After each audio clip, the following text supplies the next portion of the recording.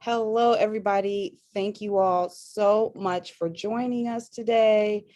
We're super excited to have everyone on the call. We have a few more people that are also going to be kind of coming in and joining us, but I wanted to take a moment and just say thank you all for supporting and participating in Cleveland Design Week.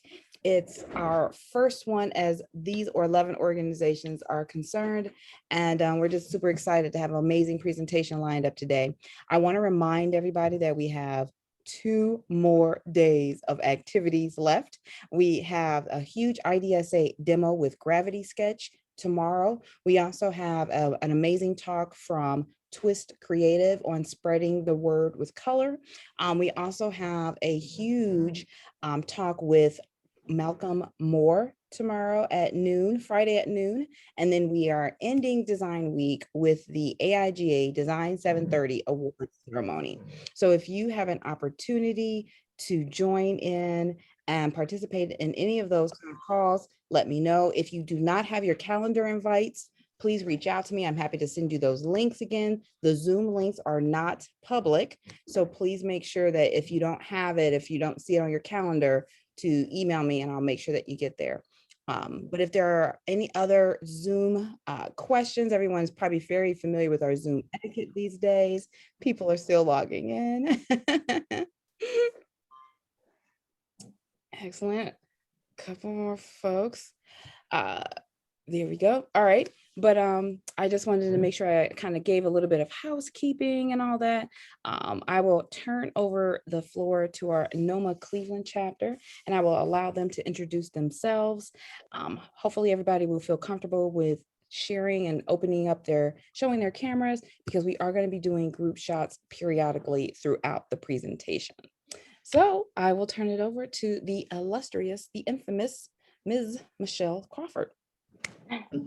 Thank you, Jacinda, and welcome everyone else who's on the call to On the Boards.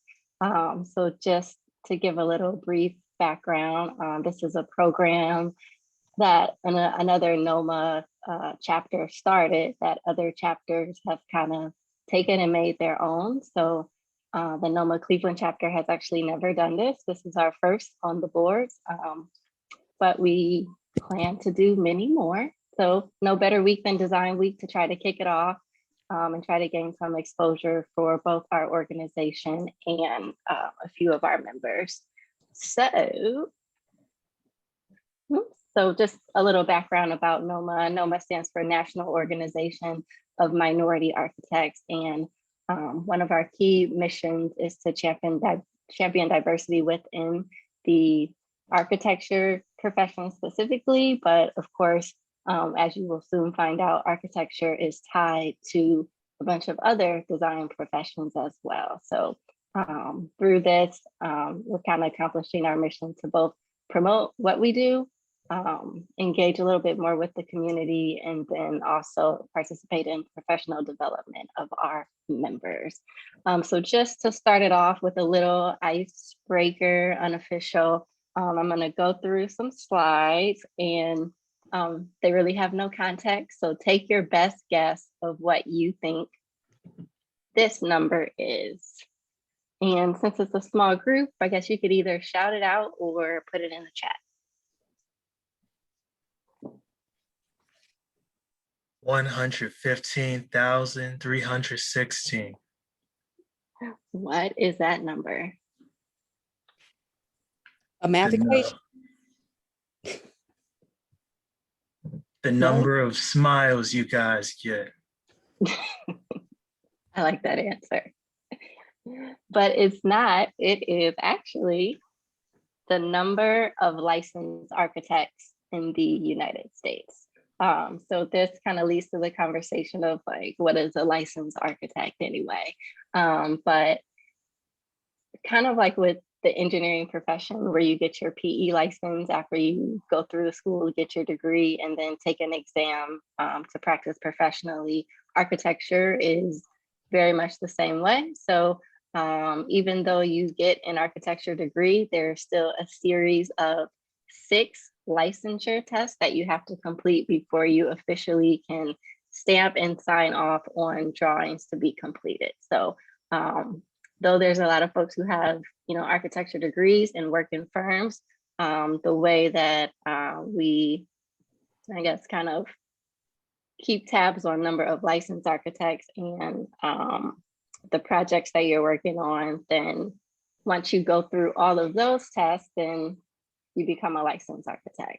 That doesn't mean that you can't necessarily practice. I'm not licensed, and I've worked in the firm working on licensure about halfway through the test, but that's kind of like the architect's rite of passage. And then one more, 2%. What do we think that represents? The number of those architects that are minorities. Oh, good one. Yeah. So it's actually a little bit more specific, but it's 2% is the approximate percentage of licensed African-American architects. So that's total. So there's a little over 1,800 male, and the African-American female number just hit over 500. So I've been trying to get past 500 for a little while. So I think it's important to say that, the purpose of NOMA is to really try to not recruit people to get into architecture, specifically diverse communities, but promote the profession in a way that, students know about architecture and actually give it some consideration about joining. So these are just a couple pictures of the NOMA group at the national conference, which is the picture on the bottom left. And then the picture on the top left is a program we had earlier this year, kind of getting us to get outside because we hadn't seen each other in a while. And then one of the biggest national programs that we participate in is Project Pipeline.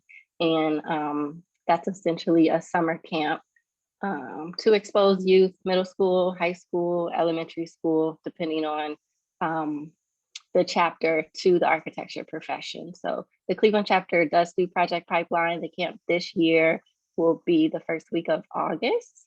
And we're actually teaming up with the other Midwest chapters. So Cleveland, Detroit, Chicago, and Kansas City will all be kind of co-facilitating a virtual camp. So with that little icebreaker, I'd like to take a moment to introduce the rest of the panelists for today.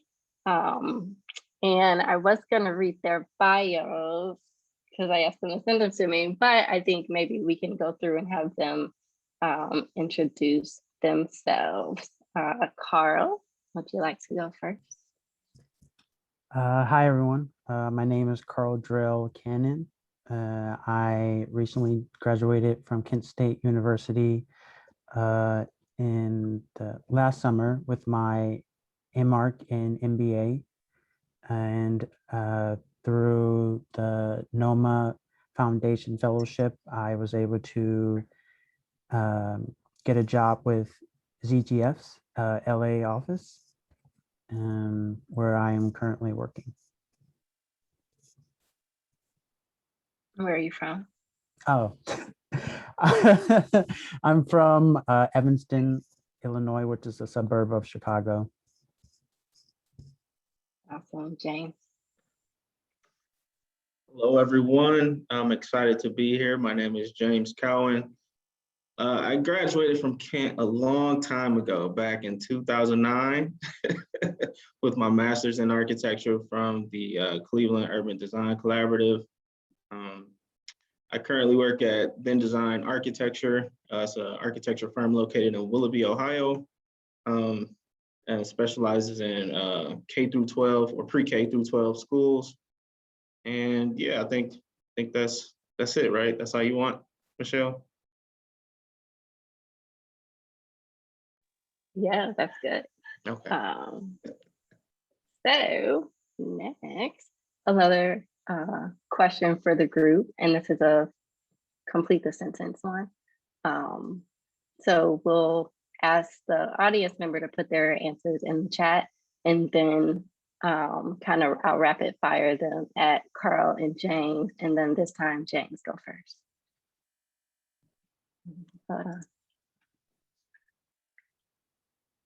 Design is Design is everywhere. Do I expound upon that? Not yet. Okay. Carl? Design is intent. Okay. Design constraint. Carl, go first this time. Design constraints. That's tough. Yeah. Yeah. Design constraints require the ability to maneuver. James? Design constraints, test durability. I don't see anything in the chat. Audience participants, you can participate too. Okay, next one, design opportunity. James?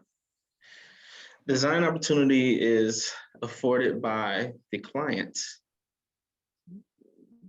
Carl? Design opportunity comes when you are working with a team. I like it. And then the big one, architecture is. It's your turn, man. It's like, Oh, okay. Architecture is universal. architecture is a love language. I like that one. All right, so of course, I always say architecture is elusive because everyone knows what it is, but I don't really think everyone knows what it is and all the details that are required within it. So just, I guess, the formal definition is the art and science of a building. So it is, I think you always have that conversation of the artistic and the design gesture of designing physical space, but also the science of making it work down to the nuts and bolts of HVAC systems and appropriate lighting and all of those things like that. So one of the things that I always kind of start with, and I think that architects think about a lot, is that it starts with an idea, right? And I think a lot of times as designers, we always have these kind of big ideas that we come up with. And then also the idea that we are problem solvers. And when we see a need, it's kind of like we want to fix it right away, or at least fix it to what we think. I mean, of course, there's the process that you have to go through, but the idea is really, for me, the key jump off point of kind of getting your brain working and thoughts going around a specific problem. So we're gonna start with what were some of the big ideas that both of you had, and then I'll start with James on this one. Okay, so this is funny. So my big idea, it has nothing to do with the built world of architecture, but all about the awareness of it and the architectural field. So I created, and if you look to the far right of this slide, something called NOMA, and NOMA basically is a architectural and design book initiative. It's where, so as a kid, I didn't know about architecture. Let me give a little bit of backstory. I didn't know about architecture until I was in high school, and that was only because my grandmother, she passed away 2 years ago. She gave me magazines. She gave me Car and Driver, so I drew cars all the time, and she gave me Architectural Digest, which had a lot of interior design projects in there. And I had already been drawing like in perspective. I didn't know what it was, but I was drawing homes in perspective and in perspectives and buildings as well. So that like opened up my world. Now it introduced me to the world of design, and there's people who are actually putting these buildings together and creating these spaces. Before that, no clue. So I created Nomad to collect all the dusty old books from all the architects and designers as much as possible. And even graphic designers. I even got a few books from Jacinda as well. So um, yeah, I placed these books in barbershops around disadvantaged communities. COVID kind of slowed that down a bit last year, but I do plan to pick it back up and continue to place these books that have to do with design in barbershops and salons around the city of Cleveland or even greater Cleveland, just to expose kids to professions of design. Super important to me, probably more important than designing a building is providing the awareness to kids as young as possible so they can understand what an architect is and more about these design professions. So that's my big idea. Awesome. So we'll get into some of Carl's big ideas later, but Carl, as we kind of kick it off to you to start talking about how the big idea has affected you, you are working pretty traditionally in an architecture firm who is building buildings, right? So if you could, I'll go to the next slide so we can see a few of the construction site pictures, but maybe share a little bit about your involvement with the process of design and what you have been learning over, have you been with them a year yet? I've been working for about 6 months. Okay, yeah, so you're fresh. So you can Yeah. maybe even talk a little bit about how the actual work experience is even different from your architecture studio experience and how you've been able to make the connections there. So for me, architecture was objective but yet subjective. And going through school, we focused more on the design and the overall idea of what we wanted to create, and not so much on the details necessary to actually build the building so much. I mean, we did talk about systems, we talked about environmental impacts. And so when I started working at ZGF and I started working on the projects, I started to see the connections between how we started out with a concept and an idea and sketches, and then towards the end where you go towards the CA part where you're doing all the construction documents and the details and stuff like that. That's a whole new path for me, and I'm just learning as much as I can. And then so the project I'm currently working on is a TI project, or a tenant improvement project, where we are renovating part of an ICU tower for a healthcare client in Portland. And I'm working on the public space project. There's currently, I believe, 2 or 3 projects. And so there is 2 parking levels, a lower level, and a level 1 bridge connector. And since this structure is being built on the side of the campus that faces an open field and a large highway system, the concern becomes, how can we create a sense of safety and comfort, and what does that look like? You can go to the next slide. And so here another question becomes, how do we turn spaces like these? Next slide.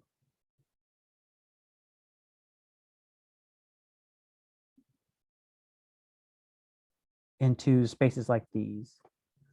And so we are, exploring material and lighting and, furniture, and then, but, also, our ideas might not fully be what the client wants. And so, you're going back and forth with the client about budget. And if it's not in the scope of what they want, then we have to change the design, the materials. So instead of having like a 4x4 quartz tile, and now it's 2x2. So it's just those kind of design constraints and stuff like that that I'm now seeing how it all works. You can go to the next slide. In spaces like this, even though it's a, mostly elevator lobby and parking lobby spaces, you still want to create that that sense of safety, comfort, and just make it an overall experience as people are transitioning from one level to another. Awesome. One of the things that I always think about is, I think, how do you communicate your ideas in the best way possible? So, you have idea, you have a concept, you have a program of what you have met with the client or the community and talked about over and over and over again, and made sure you had all the details. So you mentioned sustainability and material and lighting, and it's like 50 factors that you're trying to package into the building and communicate it and have the client approve it before it's actually built. So what programs are you using in the office to help do that? So we're currently using Revit. Sometimes they use SketchUp. But we're also, researching, spaces and trying to see if we can recreate something like that and, make it unique to this area.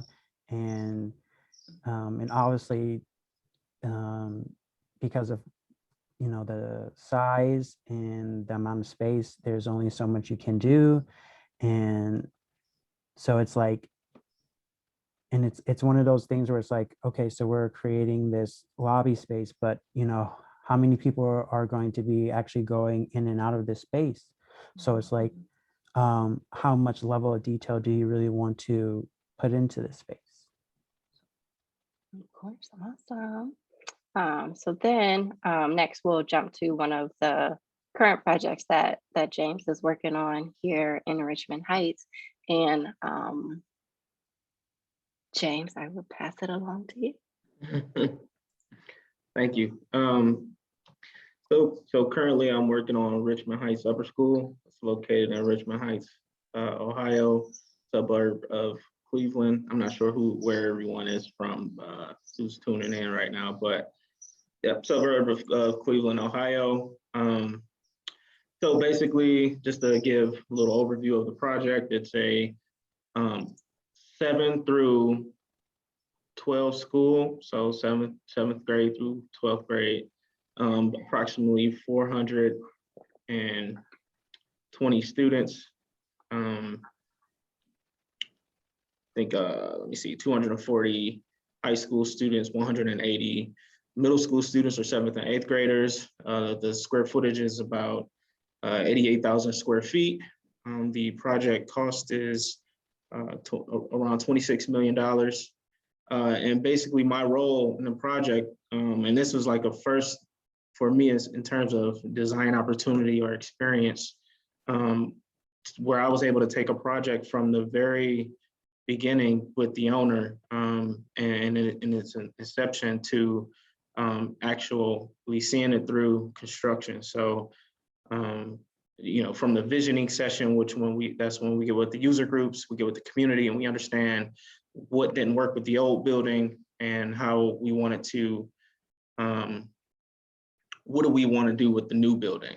What components that we want to do with the new building? So we have 4 components here, which we have the school, which is the 7 through 12 school. We also have the Board of Education offices located here. Then we have a community component of where the student dining is a flexible multi-purpose space that can be rented out to the community for different events, which can hold about 250 people. And then we have the Cuyahoga County Public Library, Richmond Heights branch, which is being relocated from Wilson Mills Road to this location here. So already you got a lot of different stakeholders, a lot of different parties that you gotta, like Cardrell was saying, you gotta not appease, but you want to make sure that you solve as many issues as possible for each client. Make sure that they're all on the same page. So that was really important here. You can go to the next slide, please. Thank you. So just to give a little overview of the site, you have Richmond Road going along the bottom of the page here, and then you have Highland Road going. Well, this is east and west, goes up and down. East and west goes up and down along the right side of this plan, and pretty much you can see the footprint of the building. And we had a lot of design constraints within the site, even though it seems like a big site. To the bottom of the site, and that's kind of grayed out, that's all residential space. And then we had a 100-foot setback from those property lines. And then above the building, we have an existing football field, and we needed to, that's existing and that was staying. So we kind of had to squeeze this building onto the campus and think about the context of, where are people coming from? They're coming from Richmond Road, they're coming from Highland Road. So I started to think about where this entry would be and how we wanted to create traffic movement, pedestrian movement, where the entries would go. And with this public component of a library, how do we make sure that the entrances are separate from the school entrances? Because safety is, at the top of everyone's list today with school design. So that's the context there. And in the next slide, this just talks about the major components as far as the public component of the library, the shared community components, and then the academic program.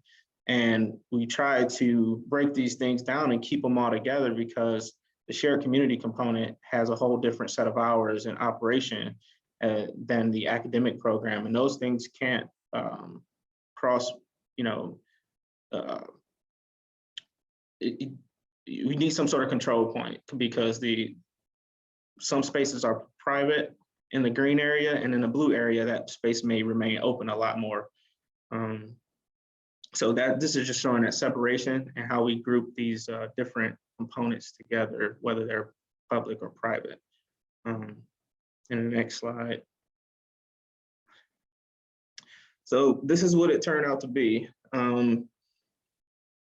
So basically, Richmond Heights Upper School is adjacent to Cuyahoga County Airport. So there's a lot of components about flight within this building. And we wanted to make the building feel like it was moving. We wanted it to feel dynamic. And so in terms of some of the materials we use, the striping along the building, some of the overhangs, we wanted to point back towards flight, just because some of the curriculum now deals with flight as well. So we took that note in the very beginning from the owner, and we wanted to implement that throughout the project. So here you can kind of see even the lighting in the main corridor, we wanted it to feel dynamic and not stagnant. So we have these streaks of light and streaks of carpet patterns everything dealt with movement. So that's what this slide is just representing. So you kind of can see the construction of the last beam going into place and the students coming out to the site to see that take place. And for me, that just those experiences are major. So I want to be present within all of it, and I'm glad I got the opportunity to, design a building with the team and see it through construction as the construction administrator. That's the next slide. So this is the student dining multi-purpose space that I talked about before. One thing with schools now, they're no longer cells with bells. These are flexible buildings. We call them 21st century learning centers, student-centered learning centers. So it's no longer just a teacher at the front of the class teaching at a board, or it's more about flexibility of space and the student being able to explore and grow and learn in a different way than in years past. So as you can see here, even in the student dining, it's flexible. It's also an assembly space. So on the picture on the right, you can see the stacked telescopic theater seats in the back of this space. But during the day, it's student dining. We also have a stage at the front of the space here as well. And then the community can use it as well. So we want these spaces to be utilized. I think the more that you can use them and they don't sit empty is the best sustainability as well. Go to the next slide. This is the gymnasium portion. So that student dining space also serves as a spill out space for the Richmond Heights high school basketball games.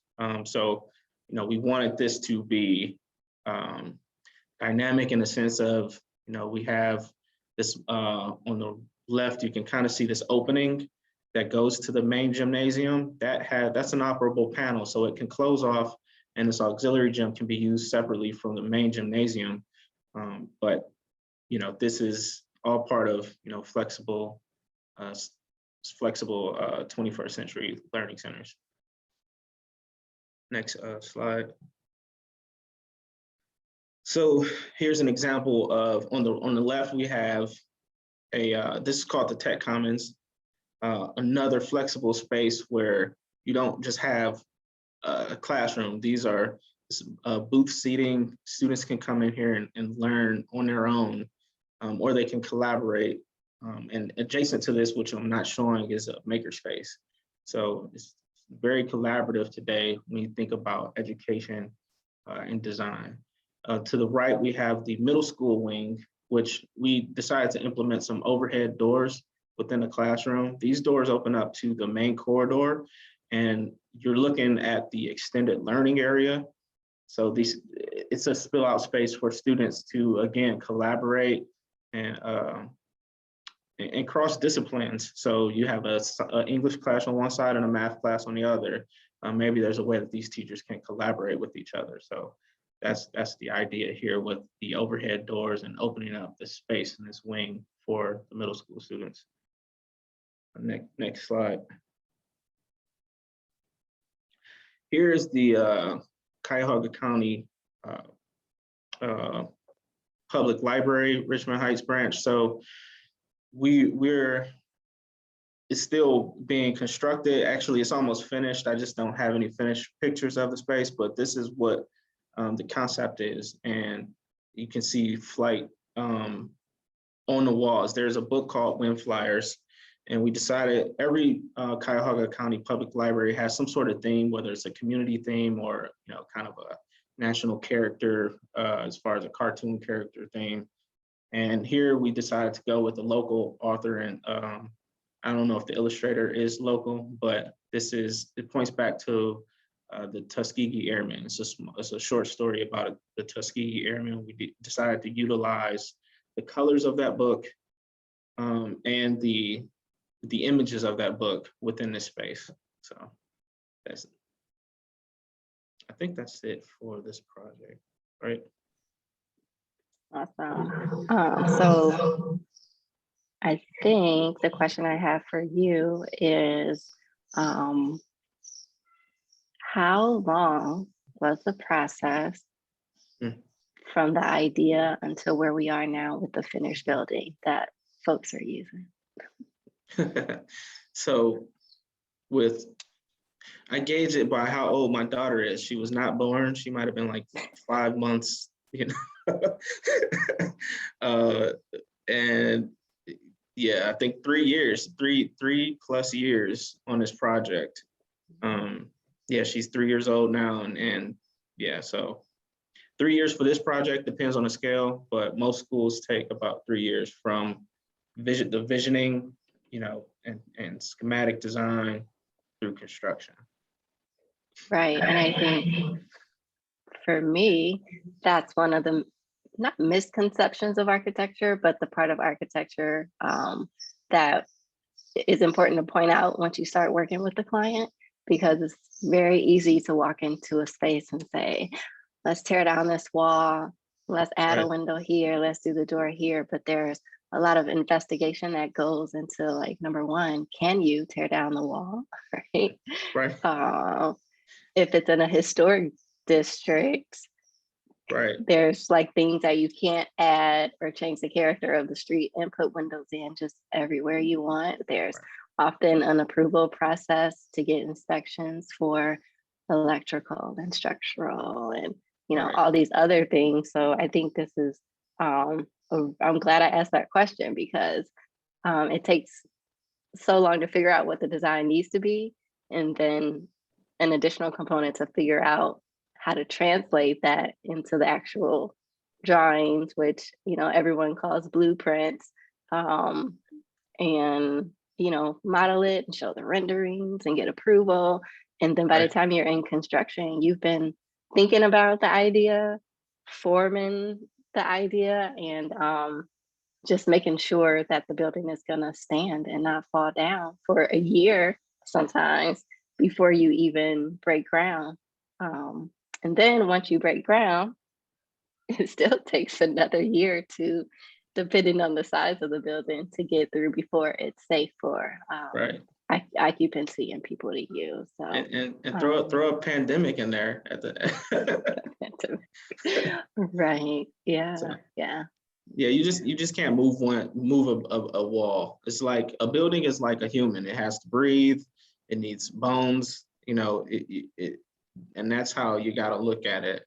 If you take one arm and your left arm and put it on the right, then all of a sudden, like, you know, how do you operate? How does the blood flow? What happens to the space where the arm was? Like, it's the same thing with the building. Sure. And then there's a question in the chat that asks, how do you stay focused on one project that long? Yeah, you're invested, definitely invested. And for me, it didn't feel that when you look back on it, it feels long, but you have so many issues and problems that you're solving along the way that every day is different. So that's what I love about it. It's a different problem to solve each week, you know? So even though you design a space, it's not perfect, and, you know, things change over time. So yeah, it's something different to focus on each week, I guess. Sure, of course. So I think this was a good kind of juxtaposition of the Richmond Heights project, which James had been working on for 3 years, and then probably been in the architecture post-school, not telling your age, but probably 10 years, right? So like around that mid-career level. I'm And then 36, so. you said it. But like working in a profession for, you know, at that 10-year mark where you've been able to see different projects, and a point where, like, now you know the types of projects you like and the parts of design and construction you like, as well as for Carl, who is like fresh out of school, 6 months in, but really starting to see the way that design works in real life outside of school and starting to apply those things. So one, I'm glad you asked that question, Jacinda, about how do you stay focused. And I think one of those ways that kind of helps you stay focused is that you do other things too that may not be architecture, but also like complement your design skills. And so as James um, alluded to earlier with the Nomad, Carl also does other things. So I think once a designer, always a designer. Um, Yeah. Entrepreneurship is just kind of a thing that comes natural because you have good ideas and you want to get them out. So how do you get them out when you're not like working traditionally? So Right. Carl, you want to hop on about the bow ties? Yes. So the bow tie business was a family business, something my mom started, and she taught me how to sew. And so was, came up with the bow tie business, and then I took on it myself, and started designing more of it, marketing it, and stuff like that. So um, it became a way. At first, when I was doing it, I'd be like, okay, I'll just make these bow ties. But then it became very kind of therapeutic because you are, even though you're putting together fabrics, you're designing, and um, there's just so many different combinations and ways that you can go about it. And over time, I want to, expand it, and I wanted, wanted to go into 3D printing and stuff like that, trying to use some more of my architectural background to infuse with my, fashion background. Awesome. And And there's more. there's more. So I am also an author of a children's book. It's called Oscar the Fox, Don't Be Afraid of the Dark. And I wrote it, I illustrated it myself, and then I published it. Um, I published it, well, I created it in December of 2019. And at first it started out as a joke because I had came back from, um, I just get off, winter break from school, and I didn't really have much to do. So my mom was like, you know what, you just go write a book or something. So I wrote the book and then came back, and she's like, oh, wow, that was fast. And then after that, I was like, okay. And then I started sketching out what I wanted it to look like and stuff like that, getting some inspiration here and there. And then, I, it took me about a week to illustrate it and stuff like that. And then, I started to, publishing it and selling That's awesome. Write a book. Okay. In a week. it. Here's your book. And then, I mean, similar sentiments with James. Happened to HLC. So the HOC is the House of Creation. And I think the HOC probably is older than, my design experience, but I tend to like, this is really my first time ever really talking publicly about the HOC. But yeah, I do graphic design on the side. I don't know what to say. I do graphic design work when I'm not in the office. And most of the time I can't do as much as I want. But I love it. And, when you got a calling, God never lets it leave. So I've always had people asking for me to design shirts or design some sort of product for them. So, I created the HOC, and I've been doing this since about 2013. And it was always one of those things where you can't let it get like beyond the work you're doing in the office. So that's why I always like kept it at bay. But I think this year I'm kind of, with the pandemic, you just realize that life is short. So if it's something that you love, you do it. And I've been doing a little more graphic design work. So yeah, here's some shirts that, and kind kind of concepts that I came up with in the past. The Black Love t-shirt is probably one of the latest ones.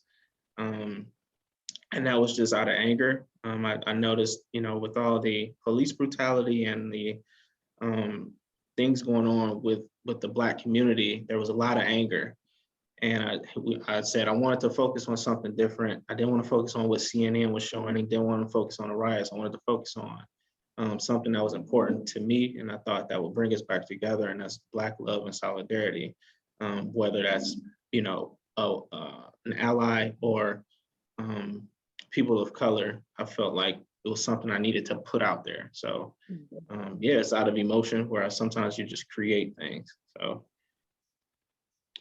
yep, that's HLC. Oh, and yeah, as in going further with graphic design, someone came to me and said, hey, I got a company I want to start. It's called Grown Man Clothing. So I started to venture into brand strategy, and I'm learning how, and kind of teaching myself along the way. And maybe I could reach out to Jacinda for some advice on this. But this is one of the brands that, since the pandemic started, I've been lucky enough to kind of develop with one of my clients.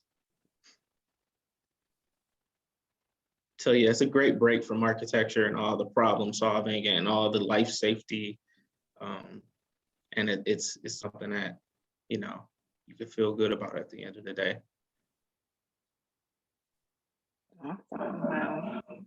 I definitely can relate to that. I think, there's a lot of phases that I've gone through as a designer where, architecture is the thing, but there are a lot of other things that inform your professional work. And I agree that it's so important to make time for these other things, just as the both of you have. So that is really the end. I want to have one closing, I forget what it's called, rapid fire, choose this or that before we leave, but wanted to see if there was any questions from any of the participants before we close out.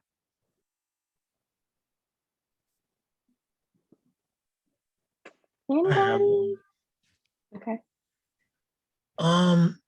To Mr. Carl Drayle, who published a book, did you self-publish or did you use a publisher? I self-published through Amazon, and then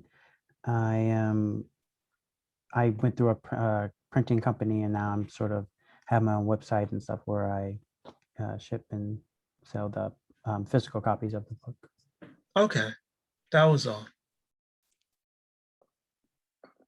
We actually have a lot of different types and cross-disciplinary creatives on the call today. And I don't want to put anybody on blast who doesn't want to share, but I know all of you all's background. So if I need to, I will. So I think some people should start speaking up really quick and answering these questions, and don't make me answer these architecture questions for y'all when I done brought you the architects to the call. Carl, I also have to share with you that Shamari is a budding illustrator, and he's working on some characters right now. So to see your work is so timely. We were actually we were talking about this how long ago, Shamari? Not even 2 weeks. Just like a week ago. Absolutely, absolutely. How did you decide on your characters? It was basically based on the pandemic. Actually, no, I take that back.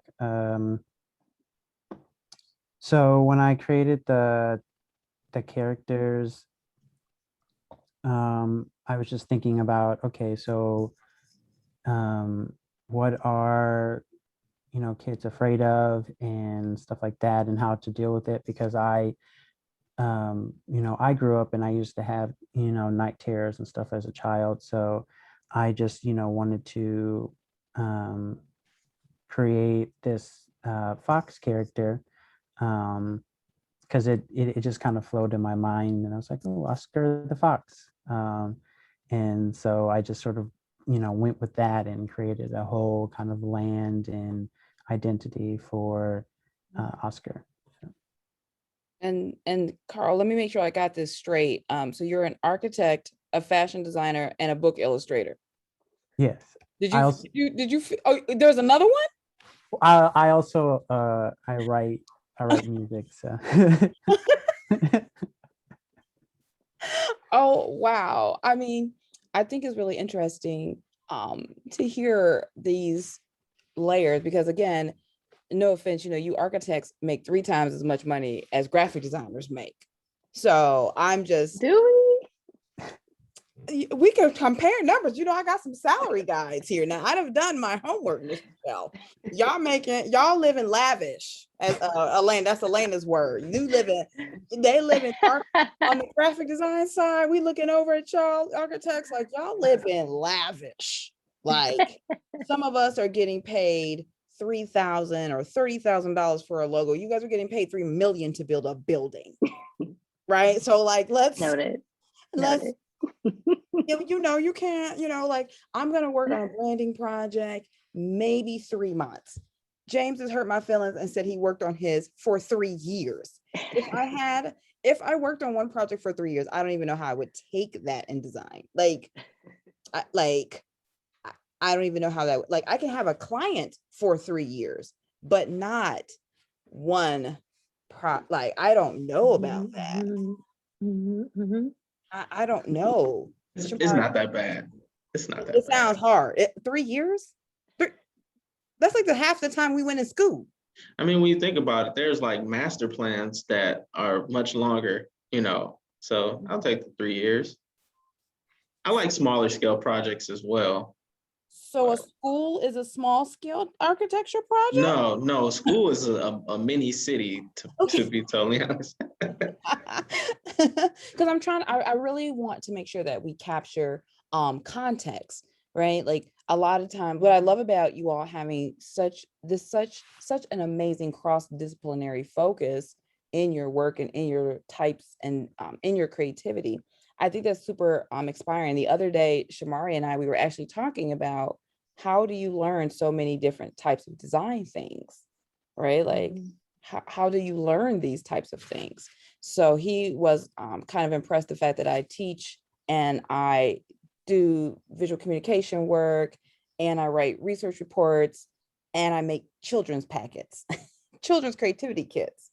So like to see this, Shamari, I don't know. I mean, I feel like I need to be doing more or something. Like maybe I'm not doing enough, Michelle. Like You're maybe. doing enough.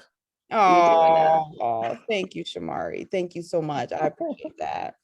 But I still think this is stunning. Do you all feel that you had to take these multiple cross-disciplinary take advantage of these opportunities because of the money, or was it because of the difference of the architecture versus the bow tie? I mean, I'm not gonna lie, it was both because of the money, but also just at the same time, it was just, wanting to do something more with my life and, not, trying to be stuck in, this architectural, bubble, even though there is a lot in the, the architectural field that you can do. But I just, I wanted something that was, personable to me and something that I can grow with, basically.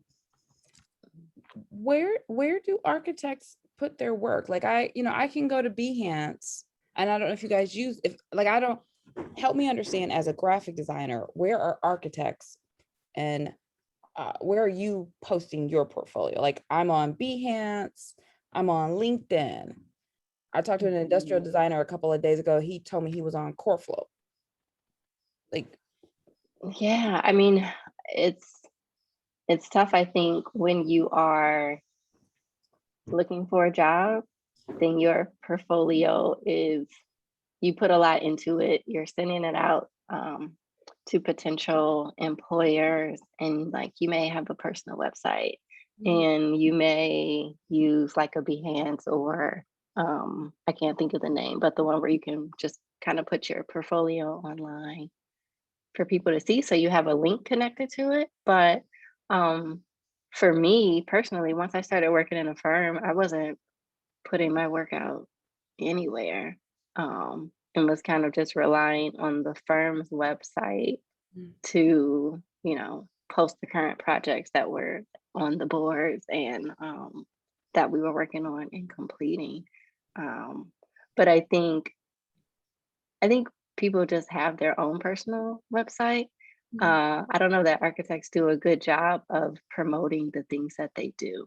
Mm. Um, and that probably can be done a lot better, because when you think about the amount of content and design work that we probably have, Yeah. it's stacked up in the corner in the drawer. You said in the corner in the drawer, Michelle. I'm just amazed by this because I'm trying to, and some of the others that are on the call, please don't hesitate to unmute yourselves and kind of jump in and ask your questions and contribute to our conversation. But one of the things I'm trying to understand myself is, so what must it be like to look for a job? Like, I know what it's like as a graphic designer to look for a job. Again, we talked about the money context before, but is it a different context when the project is $3 million versus $30,000? Like, what are you doing for your job hunt? Like, what y'all doing for y'all's job hunt? To get a commission, to So get you a get a project, paycheck or to and a get a job commission? at a firm. Hold on, you're getting a check and a commission? No, I'm saying like to Could- be commissioned a project, or are you saying that way, or in like how do we get a job at a architecture firm? all of the above, because I'm like, Okay. commission, you threw a new word out on us. Like, tell us So about this word. I will say my experience out of school is probably different from Cardrell, because 2009 it was a bit of a recession. So I did have a full-time position, but 6 months later I was out of work, and I did masonry construction because I wanted to stay within the field and still be able to put something on my resume. So I did construction for about a year. And then I went back into the architectural field once everything kind of, came back to life in terms of the economy. But, it's honestly who you know, to be honest. And a lot of it is who you know, but is when you get in there is what you know. And you gotta prove that you are as good as the next person that sits next to you. So that's the employment side, and then the job side is it's also who you know. Once you get a client, you want to retain that client, and so you might send out a proposal or qualifications to an owner, and then they shortlist you. So it might start off to be like 10 companies, and then you get shortlisted. It might be 3 of you that go, 3 different companies that are interviewed by a potential client, and then from there might be another interview, or you might get hired. So that's pretty much how it goes. It's a pretty competitive field, and you got to have the experience somehow in whatever you're going for. So. Wow. And Cardrell, you can speak to Please. your experience. Yeah, for me, it was definitely who I knew. And mostly, obviously like I said before, I was able to get the ZGF job through NOMA, the NOMA Foundation program. And then, working with Stephen Lewis, he really helped be an advocate for me, and obviously many more people that he, is trying to get into the office.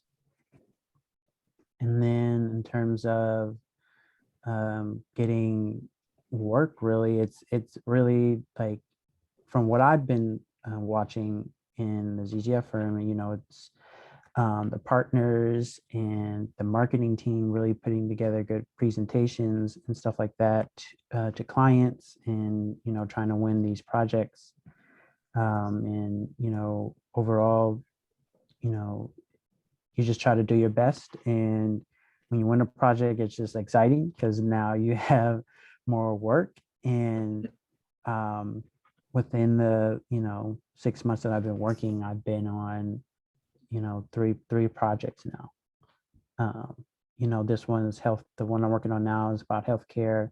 The other one was a government building. Well, actually, the last two were government building. So it was just pretty cool. I have a question. Jump on in, Shamari. Okay. I thought about being an architect when I was first starting college, but I just didn't want to do any more math. So just out of curiosity, how much math do you want to do on like a daily basis during your job? Great Um, question. Tell us the truth. Tell us the truth. Talk to us about this math. I haven't done any math. I'm sorry. You have structural engineers, mechanical engineers, and these consultants, they do majority of the math work. You might do some stair calculations, I think, but I haven't done any math. I'm like on the other side of that. Like I see numbers every day, whether it's dealing with budget, dealing with cost estimating, or dealing with geometry, trying to make sure you understand the area of space. So you deal with a lot more geometry than like the calculus and all that stuff they have you learn. Like we don't really do that much. It's more dealing with area and square footage and budget. So still some math there, but nothing like engineers, I think. Well, Okay. definitely not what they're telling us in school. They're telling us it's straight. It's like a lot of math. I mean, Yeah. it is some math there. And so you guys don't actually build the building, you kind of like supervise or direct the construction workers actually build the buildings?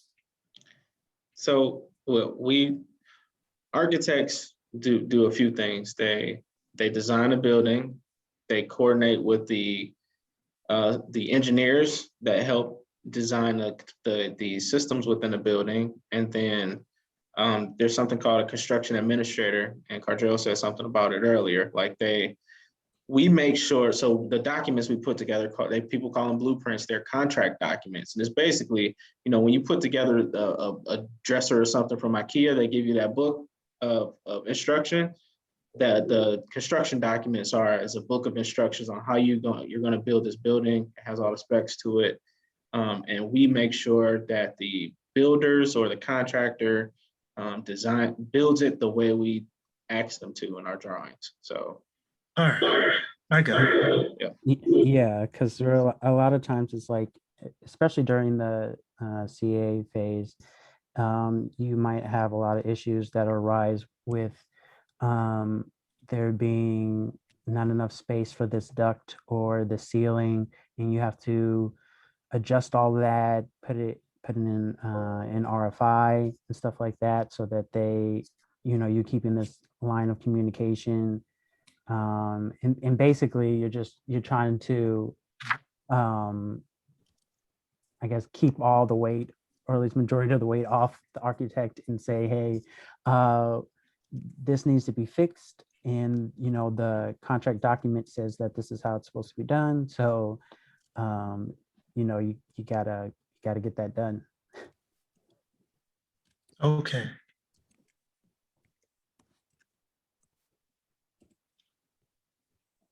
So, all right. So there's the designers who make the prints, the plans. There are the people who write the manuals. There are the people who do the systems. And what are we talking about when we talk about a system? Like, what do you like in design and graphic design? When we talk about a system, I'm looking at the color palette. I'm looking at the shapes. I'm looking at the graphic elements. Is that what you all mean when you say system? Building system. So mechanical, so HVAC, or heating, ventilation, air cooling, what was it? Help me out, country, electrical. Yeah, electrical, My mind blanked. electrical, plumbing, Structural, yeah, all those are systems. yeah, even dealing with wall systems, and Like just fire safety, yeah, Yeah, fire things like protection, that. Mhm. sprinklers, you know, civil engineers, that's everything that happens like 5 feet and away from the building. Mm.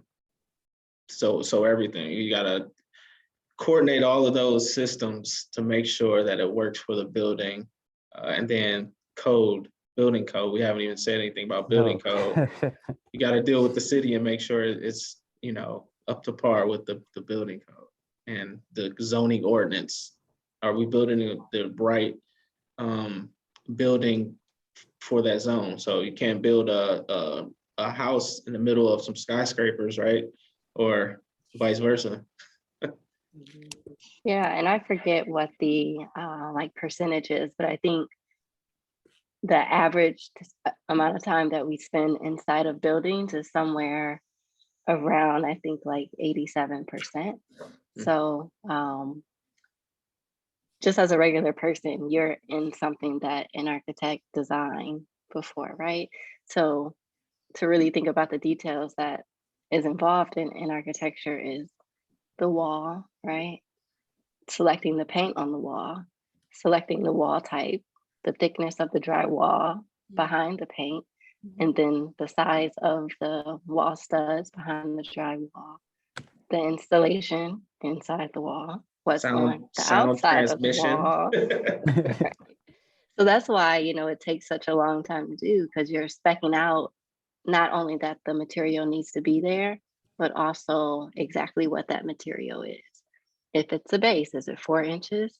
Is it 6 inches? What size is the door? Is it 3 foot? Is it 3'6"? Is it 8 foot tall? Is it 7 foot tall? Do they even make a door that's 3 foot by 8 foot? So there's so many levels, and it really kind of depends on the individual how deep you want to get into the levels, or Yep. if you want to have a specialty as well. Or can someone with a wheelchair access the building?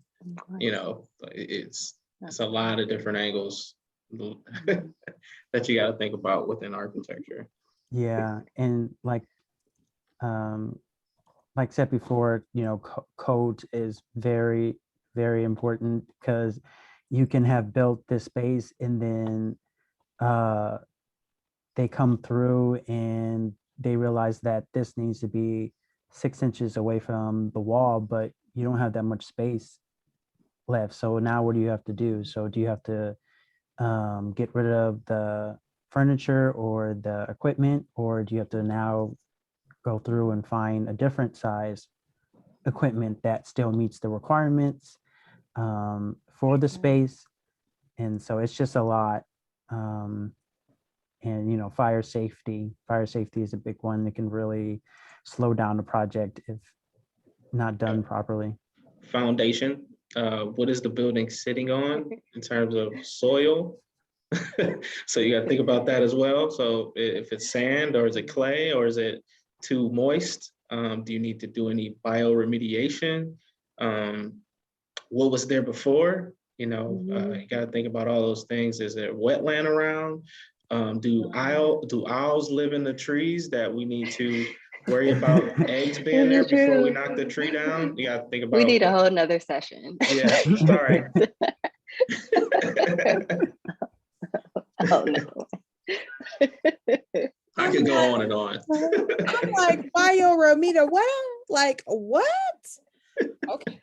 So I guess I know we have just a few moments left. I want to make sure I ask my rapid fire questions to you architects. I'm not sure if the remaining of the people have a question to ask, but jump in if you do. What was it like to see your first thing actualized? Do you remember? I know James said he's a whole 36 years old, but like, do you remember? What was it like? Mine was a Minchie's frozen yogurt. So yeah, I remember. It's not open anymore. But it was a Minchie's frozen yogurt, and I spent a whole week trying to figure out what I wanted to do as far as the tiles on the facade. So if you guys ever went out to Woodmere in Eaton or in Beechwood, there was a Minchie's out there and it had purple tiles. And I picked those tiles, and 2-3 years later, the building's gone. So, or the space is gone. But I do remember that one. Excellent. What about you, Michelle Cardrell? Tell us what was it like to see the first thing actualized? Oh, I mean, well, I might as well be real quick, because I mean, I came into projects where the design was already done, so I was just mostly doing red lines, or CA work. But one of the buildings that I was a part of just finished construction, and they did a tour on it, and it was pretty amazing, because I was able to actually go through the model and see how they were putting things together. And then you always have these beautiful renderings, but once it actually gets built, and you're like, oh, okay, the design intent that we had in mind was actually possible, and it looks great, so. Yeah, and I would just say that it is exciting, and I always feel like I have like the inside scoop on like what material was delayed, or like what adjustments did we have to make through construction that the regular person just coming in and out of the building wouldn't know about. It's a gift and a curse. I mean, and I know you understand it too. Just when you look at some documents or some graphics or some materials, you say you're looking at it and you're kind of critiquing it, right? We walk into spaces, and my wife says, "Hey, turn it off," because I'm looking at this restaurant and I'm looking at everything. I go to the restroom, not to use the restroom, but to see how they design the bathroom. But so I gotta turn it off. My friend says that designers are heat-seeking missiles. If there is something to be wrong, and we will find it. You've got an extra space after that period. We don't typeset like that any longer. The font's not matching up. By the way, this is a different blue that you use. The Cheesecake Factory. Oh, I would go ham on that 36-page menu. I couldn't even pick out something, because I'm like, hold on. This is described totally different. Who wrote this? Like, who put the description together? Where are the pictures at? How, like, oh, we are heat-seeking missiles. Heat-seeking missiles. If a designer comes into your establishment, act like you don't see us. Just turn away, because we've got questions and comments, and lots of comments. Last big question I have to ask. Michelle, you said it. Tell us about this test. I've heard rumor about it. This is really why I did not pick architecture. I heard y'all had to take a test. I'm like, what? What else we got? Creative skills we got. So technically, it is not a test.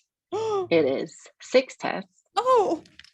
And you have to complete them within 5 years of the date that you took the first test.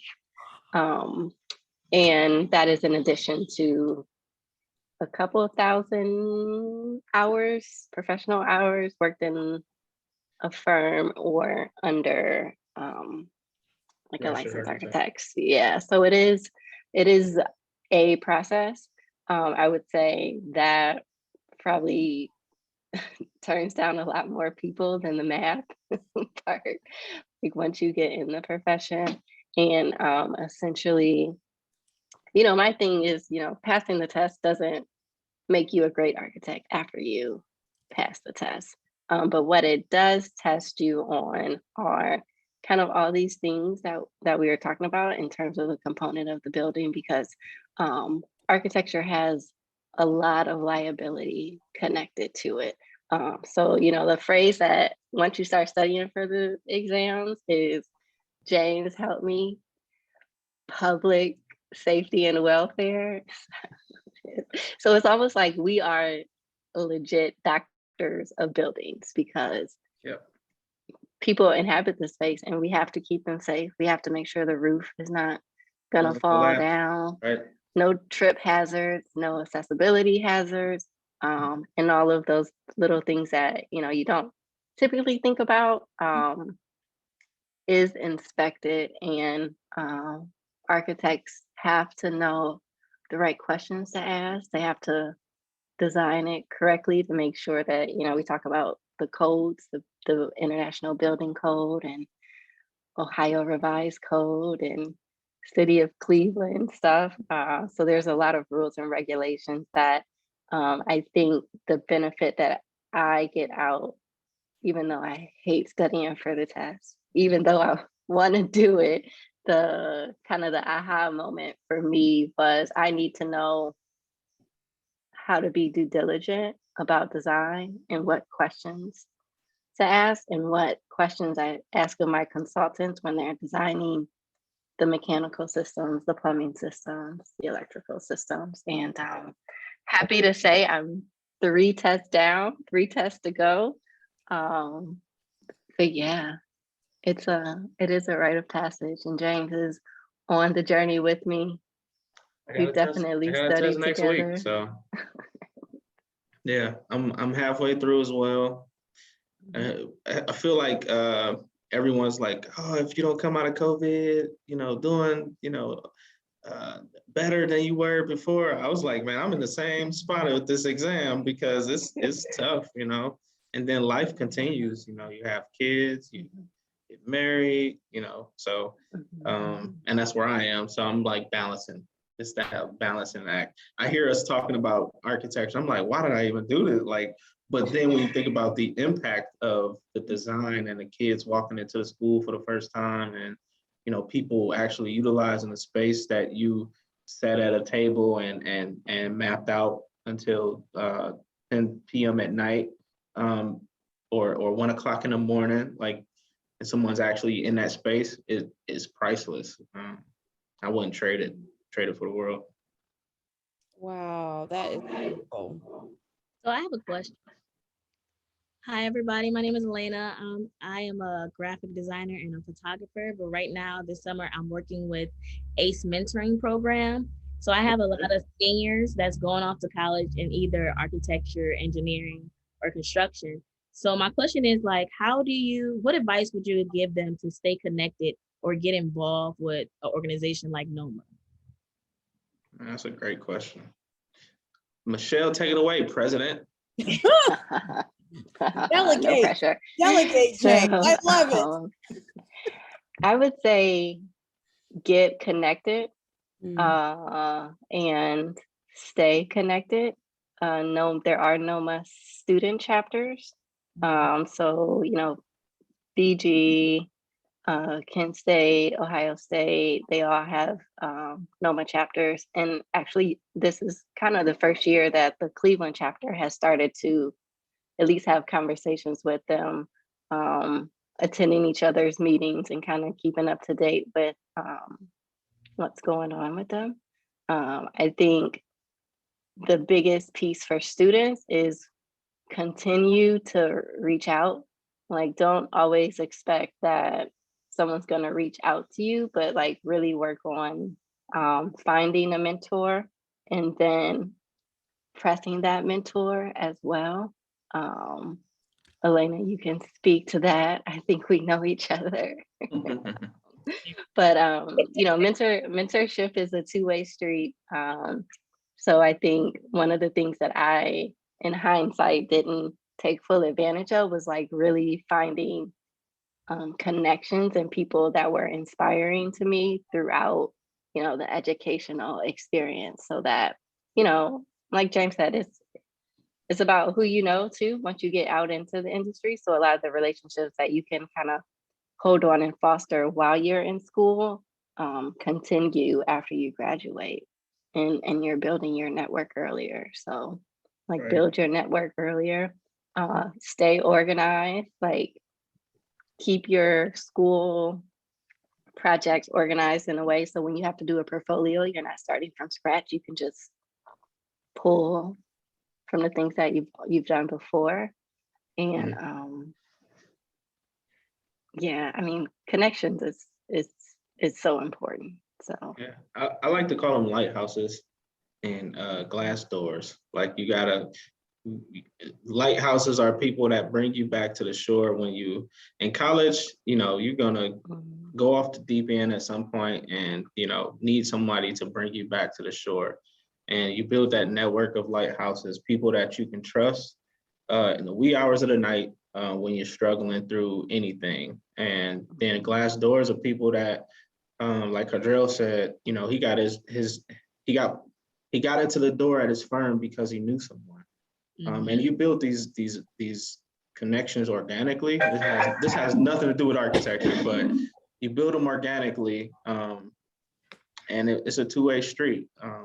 I wish I would have met Cardrell, and I probably crossed paths with him at some point. I think I have, but he's inspiring to me. I probably could have had like 5 bow ties at this point, but now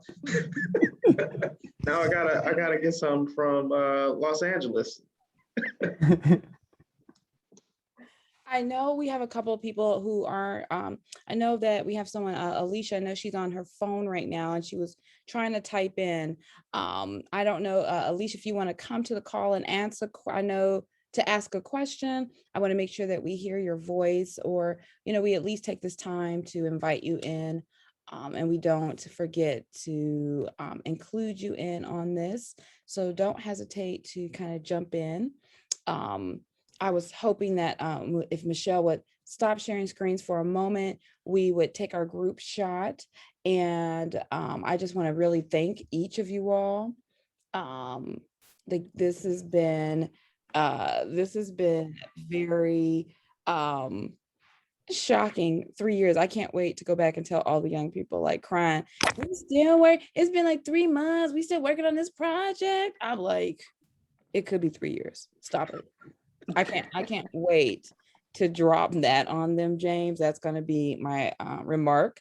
And then these portfolios, I'm going to make a point to look a little bit more diligently for those architectural portfolios so that I can reach out and, work and mentor and spend time with them as well.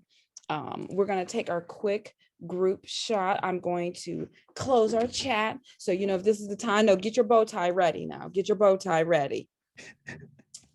Everybody can't be like Elena and creative with the rose background. That's pretty dope. That's pretty dope. She ain't right. I made it. Oh, nice. So I want to make sure we've all got our glamour shots on. The photo is going to happen in 3, 2, 1. I hope y'all did. I hope you smiled. I don't know. I might have looked away. Oh, okay. Well, we're gonna do one last one, James, just in case, because I want to make sure that we include our speakers. We're gonna do this one last time. Are you ready for this now, people? Let's get it together. Let's get it together. I know that's right. Come on, get it together. 1, 2. Oh, Michelle, for real, Michelle, you ain't right. You ain't right. All right, 1, 2, 3. Okay, I think I got it this time. Thank you all so super much. We're going to go ahead and put this call. I've been recording. We're going to put this call on to the highlights page for the Cleveland Design Week. We are also going to be taking the website and we're going to be moving it to the Design Explorer hosting package. Squarespace, they're not going to give me. I'm already paying a good $1 trillion in hosting. So this is about to become over to the Design Explorer page, but we're also going to be keeping the calendar alive. So as you all continue with your chapter meetings, as your chapter activities, we would love if you would reach back to the Design Week team so that we can put your events on the group calendar. It's yourself, IDSA is involved, AIGA is involved, CUDC is involved. It's like 11 or 12 organizations all online. So we really want to be able to increase the power within our creative community. And I don't think that we would be anywhere without our architectural brethren and sisterin. So thank you so much. I don't know if you have a final call, any final comments, any closing remarks. Tell us where they can find you. Let us know, like, is it a site? Is it where can we find NOMA Cleveland? Yeah, so we do have a website. I always forget if it's Noma Cleveland or Noma Clee. nomaclee.com. So NOMACLE.com. And then also Noma Clee, there's a Facebook page and then also an Instagram page. Excellent. And then James and Cardrell, where would you like folks to find you at? You go first. Um, uh, I guess on the Facebook, Cardrell Cannon. um, and I guess, and then also, I guess the ZGF platform. You can find information about me there too. Excellent, excellent. James? You can find me on Facebook at James. No, you can't find me on Facebook. I hid myself on there. So you can find me on Instagram at James DCJR, or the House of Creation, all one word. And then I got JamesDCowanJr.com as well. So that's where I put my portfolio. And yeah, power of social media. So. Oh yeah. LinkedIn too.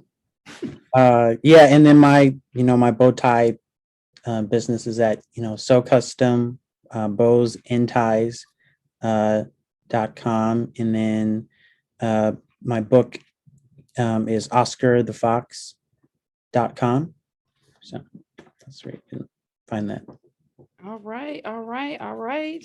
Thank you all so super much for joining today. I really love talking with my cross creative design disciplinary colleagues. And I just really appreciate you all supporting our efforts here. Awesome. Thank you. Thank Thank you for having me. No Thank worries, you. no worries. We'll see you guys later. Bye. Bye. Bye.